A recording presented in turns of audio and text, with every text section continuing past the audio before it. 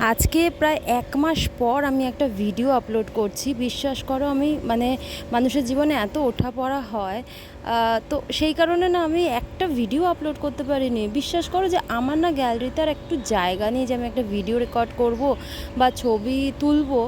তো সেই কারণে আজকে কাজে যাওয়ার সময় ভাবলাম রাস্তাতেই ভয়েস ওভারটা দিই, না হলে এত সময়ই পাবো না।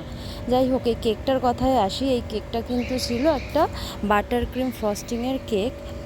আর এই কেকটা দেখে বুঝতেই পারছো, ওপরের যে ডিজাইনগুলো এখানে কালার ইউজ করা হয়েছে।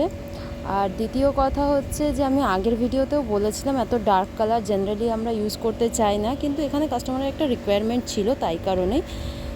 আচ্ছা, কেকটা দেখে তোমরা আমাকে অবশ্যই কমেন্ট করে জানাবে কীরকম লাগছে। যদি ভিডিওটা ভালো লাগে তাহলে প্লিজ প্লিজ একটা লাইক করে চ্যানেলটাকে সাবস্ক্রাইব করে পাশে থেকো। আজকের জন্য টাটা, হর হর মহাদেব।